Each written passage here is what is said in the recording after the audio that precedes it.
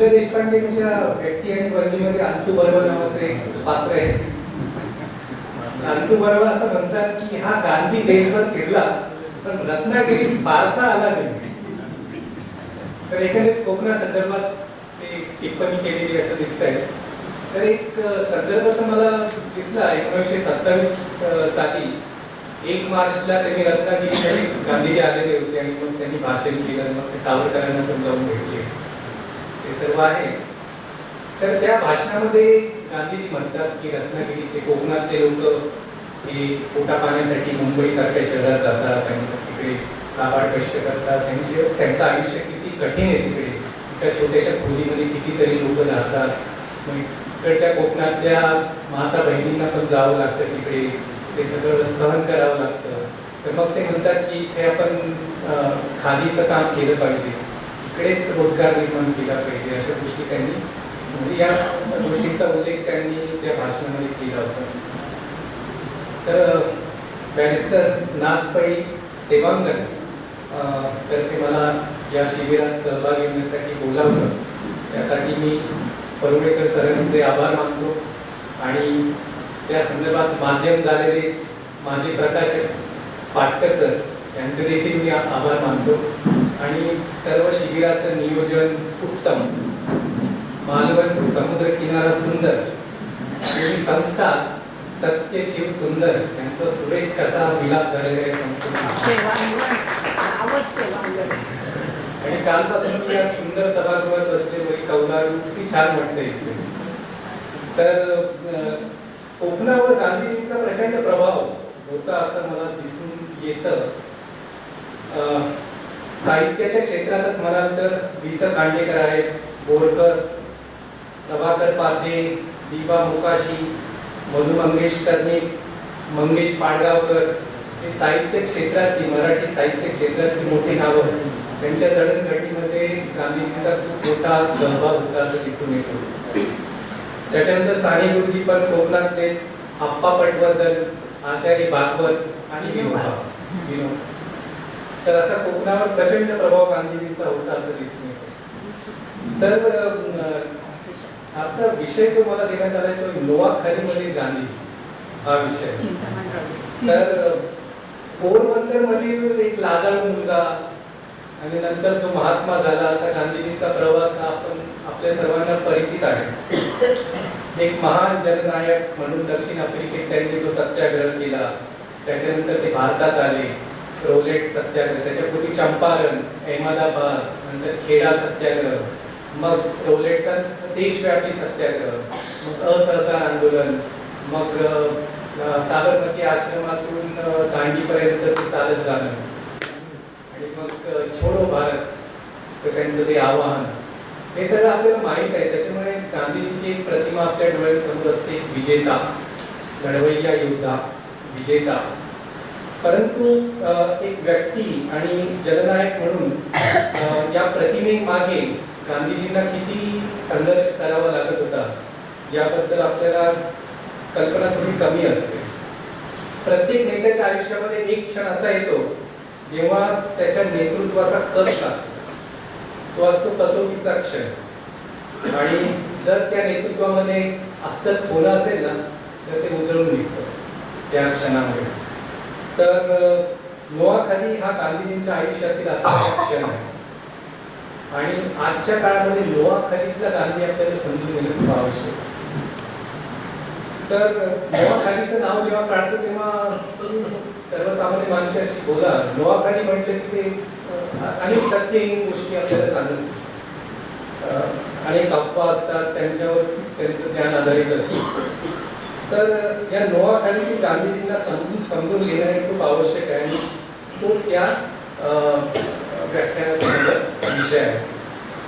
तर जेव्हा कोविडची टाळेबंदी झाली भारतभर तेव्हा म्हणजे अनपेक्षितपणे मला एक अशी दीर्घ सुट्टी मिळाली कॉलेजपासून. आणि तेव्हा मला असं तीव्रतेने वाटतं की आपण नोआखालीवर काहीतरी लिहिलं पाहिजे. नोआखालीतील गांधी मला प्यारेलालजींच्या त्या अंतिम पर्वमध्ये मला तो समजला आणि मला असं वाटतं की इतकं नाट्यपूर्ण आहे की याच्यावर कोणीतरी कादंबरी लिहिली पाहिजे. आणि त्याच्यामुळे त्या 6 महिन्याच्या काळामध्ये जेव्हा मला काहीच व्यत्यय नव्हता कोणत्याही गोष्टीचा, तेव्हा मी कादंबरी आमचे ज्येष्ठ सहकारी आहेत मित्र श्री रमेश ओझा त्यांच्यासोबत आम्ही कादंबरी त्यावेळेस लिहिली. तेव्हा प्रत्यक्ष भेटूही शकत नव्हतो, फोनवरच आम्ही बोलायचो आणि मग आम्ही लिहत गेलो आणि मग 6 महिन्यात आम्ही ही कादंबरी लिहून काढली. आणि तर या संदर्भात जी माहिती मला मिळाली, जो नवीन गांधी मला समजला, त्याबद्दल आपल्याशी बोलावं असं मला वाटतं. तर नोआखालीतील गांधींना समजून घेण्यापूर्वी थोडी 1946 सालची परिस्थिती होती ती समजून घेतली पाहिजे. तर 1946 साली भारताचे स्वातंत्र्य दृष्टीपथात यायला लागले आणि सत्तांतरासंदर्भात चर्चा सुरू झालेल्या होत्या. परंतु पाणीचा मुद्दा होताच, पाकिस्तानची मागणी फार तीव्रतेने केली जात होती. त्रिमंत्री मिशन आलं होतं भारतामध्ये लंडनमध्ये आणि मग त्यांनी शेवटचा प्रयत्न करून पाहिला पाणी टाळण्याचा. परंतु त्यात त्यांना अपयश आलं, कारण जिना तर एकदम हातगाईवरच आलेले होते. आणि मग शेवटी जिनांनी 16 ऑगस्ट रोजी प्रत्यक्ष कृती दिनाचं आवाहन केलं. तो दिवस प्रत्यक्ष कृती दिन म्हणून पाहण्याचं त्यांनी आवाहन केलं आणि कलकत्त्यामध्ये भयंकर सांप्रदायिक दंगली त्यावेळेस झालेल्या दिसतात आणि त्या इतक्या भयंकर होत्या. आणि त्याच्यामध्ये बंगालमध्ये तेव्हा मुस्लिम लीगचं शासन होतं. सुहरावर्दी मुख्यमंत्री होते. मुख्यमंत्र्यांनी स्वतः त्याच्यामध्ये कृतीशील सहभाग घेतला ते दंगे भडकवण्यामध्ये. आणि त्याच्यामुळे 3 दिवस सतत चाललेले दंगे, कायदा सुव्यवस्था कुठेच नव्हती. 5,000च्या वर माणसे मारली गेली 3 दिवसात. 10,000 पर्यंत जखमी झाले. आणि मुस्लिम लीगला याची कल्पना नव्हती की हिंसेला प्रतिहिंसेने पण उत्तर दिलं जाऊ शकतं. तर जे मेले त्याच्यामध्ये मुसलमानांची संख्या जास्त होती. आणि मग त्याला प्रतिक्रिया म्हणून ऑक्टोबर महिन्यामध्ये नोआखाली दंगली भडकल्या. 10 ऑक्टोबरला लक्ष्मीपूजनचा दिवस होता. त्या दिवशी मेघना नदी पलीकडे पूर्व बंगालमध्ये, आजच्या बांगलादेशमध्ये तो नोआखाली जिल्हा आहे, तिथे दंगल सुरू झाली.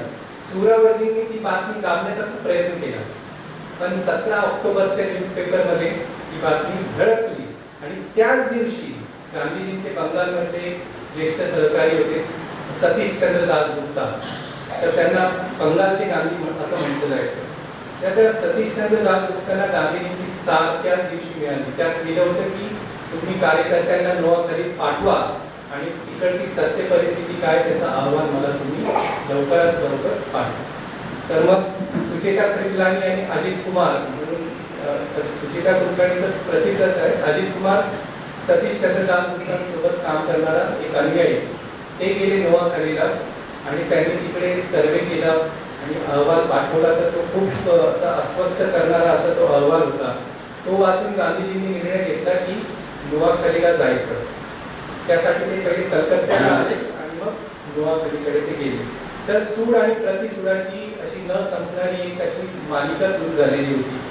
तर कलकत्त्याचा सूड नोआखालीमध्ये आणि मग नोआखालीचा सूड बिहारमध्ये आणि मग बिहारमधून ते लोक पोहोचलं मार्चमध्ये 47 मध्ये दिल्ली, पंजाब, वायव्य सरहद्द प्रांतापर्यंत ते पोहोचलेलं आपल्याला दिसतं.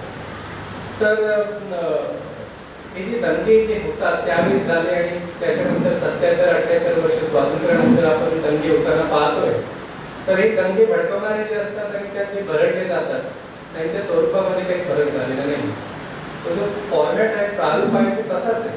अजूनही तो तसाच अंमलात आणला जातो. तरीही लोक त्याला बळी पडतात आणि आवेशात येऊन दंग्यांमध्ये भाग घेतात. 1946 साली गांधीजी जेव्हा या दंगली घडताना पाहत होते तेव्हा त्यांना किती मानसिक यातना झाल्या असतील याची आपण थोडी कल्पना करून पाहावी. 1915 साली ते दक्षिण आफ्रिकेतून भारतात आले. त्याच्यानंतर सतत 3 दशके भारतामध्ये त्यांनी सत्य, अहिंसा आणि मानवता ही मूल्ये रुजवण्याचा प्रयत्न केला होता आणि आता स्वातंत्र्य दृष्टीपथात येत होते. 1946 साली हे दंगे भडकलेले आहेत. आणि तेव्हा त्यांना असं तर वाटलं नसेल की मी जी मूल्य रुजवण्याचा इतका आटोकाट प्रयत्न केला जीवावर उदाहरण, त्या मूल्यांना ही माझीच माणसं कशी पायदळी तुडवतात. तर त्या मूल्यांना खरोखर देश बांधवांनी कलकत्ता, नोआखाली, बिहार, पंजाब येथे पायदळी तुडवली. त्याच्यामुळे गांधीजींना काय वाटलं असेल त्याची आपण कल्पना करावी. त्यावेळी त्यांचं वय होतं 76 वर्ष. सतत शारीरिक श्रमांमुळे शरीर थकलेलं होतं. नंतर भारत छोडो आंदोलनाच्या वेळेला आगाखान पॅलेसमध्ये त्यांना तिकडे बंदिस्त करून ठेवलं होतं. तेव्हा त्यांचे पुत्रवत महादेव देसाई यांचं निधन झालं. मग कस्तुरबा देखील वारल्या. तर ते एकाकी झालेले पण आपल्याला दिसून येतं. आणि मग हे सत्तांतराच्या सगळ्या वाटाघाटी होत आहे. आणि आता काळ असा आला होता की गांधीजींचं अवतार कार्य संपलंय असं काँग्रेसच्या लोकांनी वाटत होतं असं दिसतं. कारण पटेल आणि नेहरूंनी त्यांना वाटाघाटींपासून दूर ठेवलेले पण आपल्याला दिसतंय. तर अशा परिस्थितीमध्ये नोआखालीची दंगली झालेली. आणि नोआखाली हा एक छोटासा जिल्हा 1658 चौरस मैल क्षेत्रफळ असलेला पूर्व बंगालमधला खाडीच्या प्रदेशामध्ये बसलेला असा हा लहानसा जिल्हा. लोकसंख्या होती 22 लाख त्यावेळेला. त्यापैकी 82% म्हणजे 18 लाख मुसलमान आणि 18% म्हणजे 4 लाख हिंदू अशी त्याची लोकसंख्या होती. आणि अल्पसंख्याक जनतेमध्ये हिंदूंमध्ये जेव्हा प्रचंड दहशतीचं वातावरण होतं, तिकडे एक स्थानिक नेता होता गुलाम सरवर. तर त्या गुलाम सरवरने अशी 150-200ची अशी पथकं बनवली होती, सशस्त्र पथकं लीगच्या कार्यकर्त्यांची. आणि ते नियोजनबद्ध पद्धतीने गावांवर हल्ले करत होते. त्याच्यामुळे निर्वासितांचे लोंढे हे नोआखालीतून पश्चिम बंगालच्या दिशेने निघाले होते. कलकत्त्यात देखील आपण पाहतो की निर्वासितांचे लोंढे आलेले आपल्याला दिसून येतात. तर नोआखालीमध्ये हिंदू हे सदन होते आणि मुसलमान हे गरीब होते. इकडचे जे सगळे म्हणजे बंगाल प्रांतात तुम्ही बघा तर सगळे जमीनदार हे हिंदूच, कसणारे जमीन कसणारे सगळे मुसलमान. तर तिकडचा एक आर्थिक हा जो एक डायमेन्शन आहे तो पण आपण लक्षात घेतला पाहिजे या. आणि नोआखालीमध्ये खूप मद्रसे होते. ही पण एक गमतीची गोष्ट आहे की तिकडे आर्थिक अस्थैर्य आहे, आर्थिक गरिबी आहे आणि मुसलमानांमध्ये तिकडे मदरसे खूप जास्त होते. आणि नोआखालीमध्ये सगळ्यात जास्त मुलगा मौलवी निर्माण व्हायचे आणि भारतभर पसरायचे असा तो नोआखाली जिल्हा. तर या इकडे तरी देखील तुम्ही पाहाल की हिंदू आणि मुसलमान हे गुन्ह्या गोविंदाने राहत होते किती वर्ष. परंतु आता संकुचित राष्ट्रवाद, हिंसक राष्ट्रवाद याच्यामुळे आता सांप्रदायिकतेचं विष त्यांच्या मनामध्ये आता भिनलेलं दिसतंय. आणि त्यावेळेस देशाचीच नव्हे तर एकंदरीत जागतिक परिस्थिती सुद्धा एकदम निराशाजनक. कारण अर्ध्याच वर्षी दुसरं महायुद्ध संपलेलं, त्यात अमानुष असा नरसंहार झालेला. त्याच्यानंतर अणुबॉम्ब टाकले गेले हिरोशिमा आणि नागासाकीवर. तसे मानवी सभ्यतेच्या गाभ्याशी जी मूल्ये असतात ती सर्व मूल्ये सगळीकडे उडवली जात होती पायदळी. स्थितप्रज्ञ अशी गांधीजींची एक प्रतिमा जनमानसात आहे. परंतु या परिस्थितीमध्ये गांधीजींना देखील नैराश्याने घेतलेले, तरी देखील ते मोडी पडले नाही. तर 5 दशके सतत श्रम करून थकलेलं शरीर आणि मन व बुद्धीला नैराश्याच्या गर्तेत खेचणारी परिस्थिती याचा सामना करत मानवतेवर अढळ विश्वास ठेवून जीवाची पर्वा न करता गांधीजी नोआखाली 4 महिने जाऊन राहिले. 7 नोव्हेंबर 1946 ते 2 मार्च 1947. तेव्हा ते म्हणत होते की जर आपण नोआखाली गमावला तर संपूर्ण भारत आपण गमावून बसू. हे 4 महिने गांधीजींच्या आयुष्यातील सर्वात कठीण काळ आणि हे अगदी दिव्यच होतं त्यांच्यासाठी. पण 3 दशके त्यांनी भारतावर असं एक हाती राज्य केलं जनमानसावर. पण आयुष्याच्या शेवटी जेव्हा ते नोआखालीला गेले तिथे त्यांना प्रचंड अपमान आणि अववेदना सहन करावी लागली. लीगच्या दुष्प्रचारामुळे तिकडचे मुसलमान गांधीजींना शत्रू समजत होते. आणि 1 महिना होऊन गेला नोआखाली तरी देखील मुसलमानांचा निर्वासितांना गावाकडे परत येण्यास विरोध होता. आणि मग गुलाम सरवर तुरुंगात बसून चक्र हलवत होता. त्यावेळेस पण असं चालायचं. तर गांधीजींनी मग आपले जे सहकारी होते त्या सर्वांना एक वेगवेगळ्या गावांमध्ये जाऊन काम करण्यास सांगितलं. त्यांनी फक्त एक बंगाली दुभाषा सोबत घेऊन जावं एकटं जाऊन राहायचं आणि तिकडे राहून त्यांनी ती परिस्थिती सांभाळण्याचा प्रयत्न करायचा. गांधीजी स्वतः श्रीरामपूरला त्यांचा एक स्टेन होता परशुराम, त्याला घेऊन आणि दुभाषा म्हणून प्रोफेसर निर्मल कुमार बोस यांना घेऊन ते श्रीरामपूर या गावी जाऊन राहिले. तर तिकडे त्यांचा दिनक्रम कसा होता, सकाळी ते चालण्यासाठी जायचे. त्या कार्यक्रमाचा ते खूप चांगला उपयोग करून घ्यायचे. चालताना ते वाटेत भेटणारे हिंदू मुसलमान त्यांच्या घरी जायचे, त्यांच्याशी बोलायचे, त्यांच्या समस्या हे समजून घ्यायचे. घरात कोणी आजारी असला तर मग त्याची सेवा शुश्रूषा करण्याची व्यवस्था देखील, त्यांना औषध पाणी करण्याची व्यवस्था देखील ते करायचे. मग संध्याकाळी सर्व धर्म प्रार्थना सभा व्हायची आणि त्याच्यामध्ये ते मग आपला उदार विचारांचा, सर्व धर्म समभावाचा संदेश ते द्यायचे. तर असं एकंदरीत चाललं होतं. तर गांधीजी नोआखालीतील लोकांना प्रेमाचा संदेश देत होते आणि ते मानायचे की प्रेम हे जीवनाचे परमतत्व आहे आणि विनाशकारी शक्तींपेक्षा प्रेमामध्ये खूप जास्त शक्ती असते. जर तसं नसतं तर पूर्ण पृथ्वीवरून मनुष्य जातीचा केव्हाच विनाश झाला असता. हे प्रेमच होतं जे मनुष्याला त्याचं अस्तित्व ते टिकवून होतं. तर गांधीजींना जंगलच्या कायद्यापेक्षा प्रेमाचा कायदा अस्तित्वात आणणे हेच मानवाचे भवितव्य आहे असा त्यांचा ठाम विश्वास होता. पण प्रेमाची खरी परीक्षा केव्हा असते, जेव्हा समोरचा व्यक्ती तुम्हाला शत्रू समजतो तेव्हा त्याच्याशी प्रेम भावनेने वागणं हा सगळ्यात जास्त महत्वाची ही गोष्ट असते. प्रेम हे निरपेक्ष असतं आणि प्रेमाला खूप काही सहन करावं लागतं असं गांधीजींना वाटत होतं आणि त्याचा ते अनुभव घेतच होते. त्यांना प्रचंड अपमान त्यांचा केला जात होता तिकडे, तरी पण ते तिकडच्या सगळ्या लोकांप्रती प्रेम भावना ठेवून त्यांच्यासाठी काम करत होते. पण परिस्थितीमध्ये हवी तशी सुधारणा होत नव्हती आणि हे त्यांना स्वीकारणं फार कठीण झालं होतं त्या काळामध्ये. गांधीजींची गीतेवर फार श्रद्धा होती. काल मेडकिया सरांनी त्याच्यावर खूप छान विश्लेषण केलं, विवेचन केलं. तर टिळकांना गीतेमध्ये कर्मयोगाचा सार सापडला आणि गांधीजींना गीतेमध्ये अनासक्ती योगाचा. पण आपल्या मनाला अनासक्त अवस्थेपर्यंत घेऊन जाणं हे फार कठीण काम असतं. गांधीजी पूर्ण आयुष्यभर त्या दिशेनेच काम करत होते. पण आता नोआखालीमधील परिस्थिती अशी होती की त्यांच्या प्रयत्नांना अपेक्षित यश येत नव्हतं आणि हे वास्तव त्यांचं मन अनासक्तपणे स्वीकार करू शकत नव्हतं, ते करत नव्हतं आणि त्याच्यामुळे त्यांच्या मनाचा संताप होत होता. तर नोआखालीमध्ये सभोवताली अंधार पसरलेला होता, पण त्यांच्या अंतर्मनातला जो अंधार दाटून आला होता तो जास्त गडद होता. आणि निर्मल कुमार बोस यांनी माय डेज विथ गांधी म्हणून एक फार सुंदर पुस्तक लिहून ठेवलं आहे या 4 महिन्याच्या कालखंडावर. तर त्यात ते लिहितात की गांधीजी एकटे असले ना त्या झोपडीमध्ये तर ते स्वतःशीच कुटकुटायचे की काय करू आता, मी काय करू, असं स्वतःशीच बोलायचे. अशी त्यांच्या मनाची परिस्थिती होती. तर गांधीजी बाह्य परिस्थितीशी लढत होते, पण त्यांच्या मनात जो संघर्ष चालला होता तो जास्त आव्हानात्मक होता. ते दंगे शमतील का, परिस्थिती सुधारेल की नाही तर गोष्ट होतीच, पण आपल्या मनाला अनासक्त अवस्थेपर्यंत घेऊन जाणं हेच त्यांच्यासाठी सगळ्यात मोठं आव्हान होतं. अपयशाची भीती त्यांच्या मनामध्ये त्यावेळेस निर्माण झालेली आपल्याला दिसते आणि त्या अपयशाच्या भीतीच्या पलीकडे जाणं त्यांच्यासाठी खूप आव्हानात्मक होतं. तसं केलं नाही तर मग निर्भयतेचा संदेश निर्वासितांपर्यंत कसा पोहोचतो.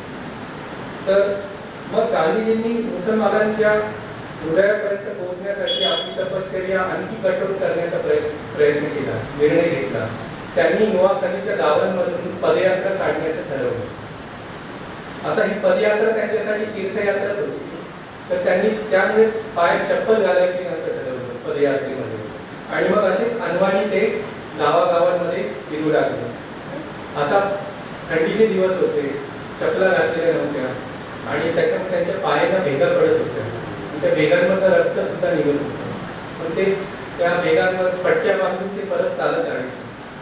त्यांनी 116 मैलांचा प्रवास केला 24 फेब्रुवारीपर्यंत आणि 50 पेक्षा जास्त गावांना त्यांनी भेटी दिलेल्या. आणि गांधीजी वाटेत येणाऱ्या प्रत्येक मुसलमान गावकऱ्याला सलाम म्हणायचे. अनेकदा असं व्हायचं की ते मुसलमान गावकरी पाठ फिरून निघून जायचे, सलामला काही प्रतिसादच नाही, तरी देखील पुढचा मुसलमान गावकरी भेटला की गांधीजी त्याला सलाम म्हणायचे. लीगचे जे कार्यकर्ते होते ते गांधीजींच्या वाटेमध्ये विष्ठा पसरवून टाकायचे सकाळच्या वेळेस. गांधीजी शांतपणे ती विष्ठा स्वच्छ करायचे, रस्ता साफ करायचे आणि चालत राहायचे. तर असे अनुभव येत होते, पण चांगले पण अनुभव येत होते. सगळेच मुसलमान काही शत्रुभाव ठेवून नव्हते. एक गाव होतं मुर्यम नावाचं, तिकडे एक मुसलमान व्यक्ती होते हबीबुल्ला पटवारी. तर त्यांनी गांधीजींचं फार प्रेमाने त्यांच्या घरामध्ये स्वागत केलं. पडदानशी ज्या बायका होत्या घरात तर त्यांना सांगितलं तुम्ही पडदा दूर करा, का महान व्यक्ती आपल्या घरी आलाय त्याच्याशी बोला. तर मग असे पण चांगले अनुभव येत होते. आता ते या काळामध्येच बंगालमध्ये तेभागा आंदोलन सुरू झालेलं होतं. तेभागा आंदोलन हे जे वाट्याने शेती करतात ना त्या शेतकऱ्यांचं आंदोलन, जे दुसऱ्याची जमीन असतात. तर त्यांची मागणी अशी होती की ते त्यांना अर्ध उत्पन्न हे जमीन मालकाला द्यावं लागायचं. तर मागणी अशी होती की ते अर्ध उत्पन्न देणार नाही, फक्त 1/3 उत्पन्न ते देतील जमीन मालकाला. तर मग त्यांचं एक प्रतिनिधी मंडळ गांधीजींना येऊन भेटलं या पदयात्रेदरम्यान आणि मग त्यांनी गांधीजींना विनंती केली की तुम्ही आमच्या या आंदोलनाला समर्थन द्या. गांधीजींनी पूर्ण आंदोलनाची पार्श्वभूमी समजून घेतली आणि त्याच्यानंतर त्यांनी एका भाषणामध्ये, पदयात्रेदरम्यान केलेल्या एका भाषणामध्ये ते म्हणाले की तेभागा आंदोलनाद्वारे वर्गादार शेतकऱ्यांनी जमीन मालकांना अर्ध्या उत्पन्नाऐवजी 1/3 भाग देण्याची जी मागणी केली आहे ती अगदी योग्य आहे. मी त्यापुढे जाऊन म्हणेन की प्रत्यक्ष कसणाऱ्याला जमिनीचे संपूर्ण उत्पन्न मिळाले पाहिजे. सर्व जमिनीचा स्वामी परमेश्वर आहे, त्यावर कोणीही मालकी सांगू शकत नाही. मला विश्वास आहे की जो जमीन कसत नाही त्याचा जमिनीतून मिळणाऱ्या उत्पन्नावर कोणताही अधिकार नसतो. पण हे आंदोलन चालवताना आंदोलकांनी कोणत्याही परिस्थितीत जोर जबरदस्ती किंवा हिंसा करू नये. मी आणखी एक मुद्दा येथे मांडू इच्छितो. माझे असे ठाम मत आहे की जर भारताला खरे पुणे स्वातंत्र्य अनुभवायचे असेल तर भंगी, डॉक्टर, वकील, शिक्षक आणि व्यापारी आदी सर्व कामगार व्यावसायिकांना समान वेतन मिळायला हवे. भारतीयांना हे उद्दिष्ट पूर्णपणे वास्तवात उतरवणे कदाचित शक्य होणार नाही, तरी देखील आपल्यापैकी सर्वांनी हा आदर्श दृष्टीसमोर ठेवून त्या दिशेने कृती करावी. तसे केल्यानेच आपला देश सर्वांगीण सुखी समाधानी होईल. तर काल सरांच्या व्याख्यानामध्ये ही गोष्ट आली होती की ते परंपरेचा, धार्मिक स्पिरिट, रिलिजियस स्पिरिटचा किती चांगला सर्जनशीलपणे उपयोग करून घ्यायचे. ते इकडे तुम्ही बघा मार्क्सवाद आणि अध्यात्माचा किती सुरेख संगम त्यांनी या भाषणामध्ये केलेला दिसतोय आपला मुद्दा लोकांपर्यंत घेऊन जाण्यासाठी. तर पदयात्रेचा हा एक टप्पा केमचर या गावी पूर्ण झाला आणि तेथील प्रार्थना सभेमध्ये गांधीजी म्हणाले, ज्याचा हेतू शुद्ध आणि प्रामाणिक असतो अशा मनुष्याला परमेश्वर नेहमीच मदत करतो. हे मी नोआखालीमधील माझ्या वैयक्तिक अनुभवावरून विश्वासपूर्वक सांगत आहे. सत्यनिष्ठ आणि धैर्यशील व्यक्तीची आत्मशक्ती कोणत्याही वादळामुळे कमी होऊ शकत नाही. कदाचित त्या व्यक्तीचा संपूर्ण पराभव झाला आहे असं दिसत असलं तरी देखील तो त्याचा विजयच असतो, कारण असं काम करणाऱ्या व्यक्तीचा पराभव आणि विजय या दोन्हींमुळे जगाचा लाभ होत असतो. गांधीजी या पदयात्रेदरम्यानच आपल्याला असं दिसून येतं की गांधीजींना जे अपेक्षित होतं, जी स्थितप्रज्ञ अवस्था यावी असं अपेक्षित होतं, ते या पदयात्रेदरम्यान हे सगळे अनुभव बघतच परत प्राप्त झालेले आपल्याला दिसून येते. तर या 4 महिन्यामध्ये सुधारणा तर झाली, पूर्ण सुधारणा झाली पण काही प्रमाणात झाली, कारण हिंदू निर्वासित आता त्यांच्या गावी परतू लागले होते. मुसलमानांचा विरोध आता कमी होत होता. पण मुसलमान समाज जो होता तिकडचा, त्यांच्या मनामध्ये गांधींबद्दल एक आढी होती की नोआखालीनंतर जे बिहार दंगे झाले ज्याच्यामध्ये मुसलमान मारले जात होते, गेले होते, तर मग बिहारला गांधीजी का जात नाही, ते नोआखालीमध्ये स्थान मारून का बसले, असा त्यांचा एक विचार होता. आणि त्याच्यामुळे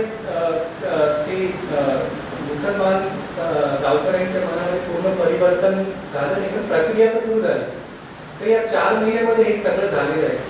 तर हे जे झालं हे पण फार महत्वाचं होतं. जर गांधीजी आणखी काही काळ नोआखालीत राहिले असते तर परिस्थितीमध्ये आणखी चांगली सुधारणा झाली असती असं मला वाटतं. आणि गांधीजी नोआखालीतून बाहेर गेल्यानंतर सुद्धा परत यायचा विचार करत होते नोआखालीला. तुम्ही अंतिम पर्वामध्ये बघा तर शेवटचे काही दिवस आहे तेव्हा देखील ते म्हणाले की मला नोआखालीत परत जायचं, ते काम पूर्ण करायचं. तर नोआखालीतील जे दंगे होते ते नाण्याची केवळ एक बाजू होती. खरं म्हणजे गांधीजींची जी लढाई होती ती मुस्लिम सांप्रदायिकतेपेक्षा हिंदू सांप्रदायिकतेशी जास्त होती आणि ती अधिक कठीण होती. बिहारमधील मुस्लिम विरोधी जे दंगे झाले ते नोआखालीपेक्षा फार भयंकर होते. नोआखालीमध्ये 500 माणसे मारली गेली आणि बिहारच्या दंगलीमध्ये 10,000च्या वरती माणसे मारली गेली. आणि बिहारमध्ये काँग्रेसचं सरकार होतं आणि जे दंगे झाले बिहारमध्ये तिकडे त्या दंग्यामध्ये काँग्रेसचे स्थानिक नेते आणि हिंदू महासभा आणि संघाचे कार्यकर्ते यांनी मिळून हे दंगे केले. तर तेथील जी सत्य परिस्थिती होती ती गांधीजींपासून लपवून ठेवण्यात आली. त्याच्यामुळे गांधीजी नोआखालीत राहिले. परंतु बिहारमध्ये गांधीजींचे एक अनुयायी होते सय्यद मेहमूद म्हणून.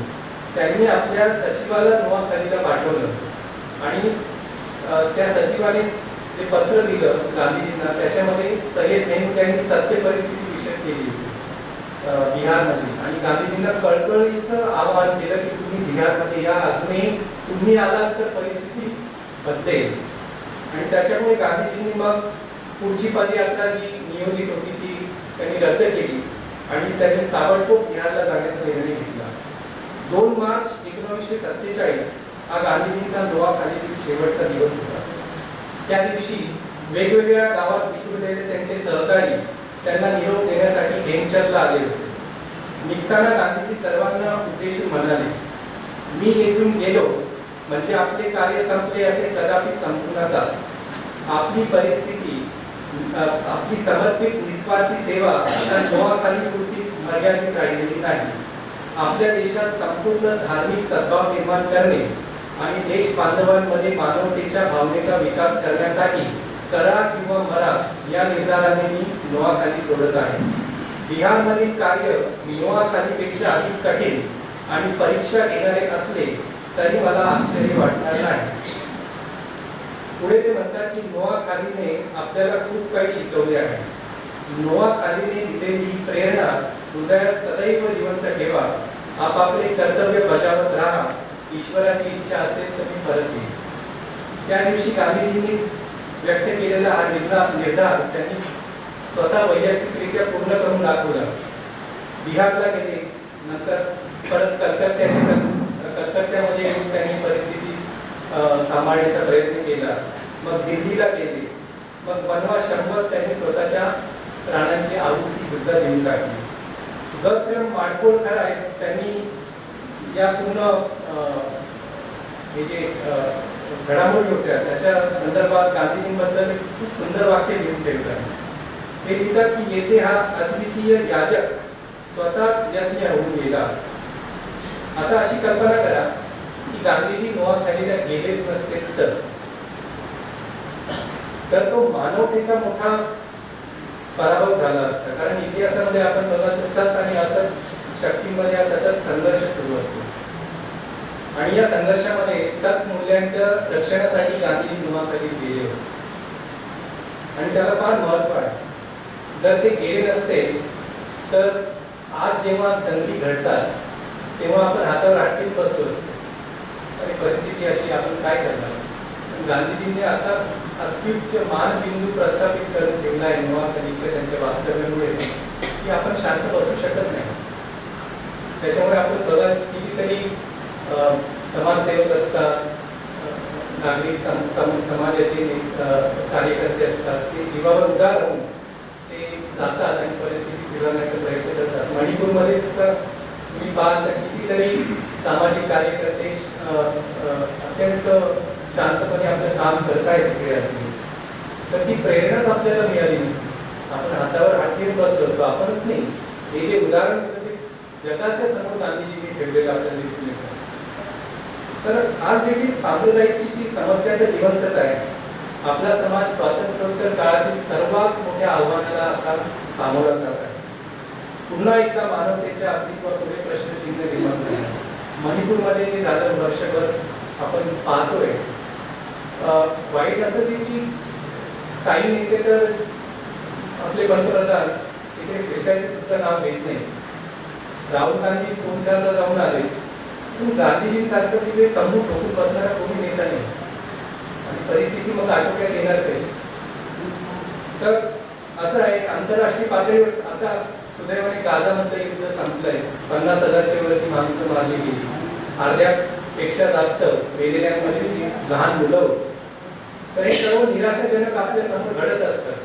पण जेव्हा आपल्या मनामध्ये निराशा येते तेव्हा आपण नोआखालीतल्या गांधीजींना आठवलं पाहिजे. त्यांच्यापासून आपण प्रेरणा घेतली पाहिजे आणि निराशा झटकून ही परिस्थिती बदलण्याचा आपण प्रयत्न केला पाहिजे. तर नोआखालीमध्ये जेव्हा गांधीजी नैराश्य घेतले होते तेव्हा रवींद्रनाथांचं एक गीत त्यांना सतत आठवायचं आणि ते आपल्या कार्यकर्त्यांना ते गीत गायला सांगायचे पदयात्रेच्या दरम्यान. तर ते सर्वांनाच परिचित आहे, एकला चालो रे. त्याचा स्वैर अनुवाद मी इकडे आपल्यासोबत शेअर करतो. त्यांनी तुझ्या आवाहनाला प्रतिसाद दिला नाही तर तू एकट्यानेच चालत आहे. ते भयभीत झाले असतील, वास्तवाकडे पाठ फिरवून मूकपणे दबकून बसले असतील, तरी तुझ्या हृदयाचे द्वार उघड आणि आपल्या मनातील गोष्टी स्वतःशी बोलून तू मन मोकळे कर. दुर्गम मार्गावर तुला एकाकी सोडून ते निघून गेले, तरी वाटेवरचे काटे आपल्या रक्तबंबाळ पावलांनी फुटले. तू एकटाच पुढे चालत राहा.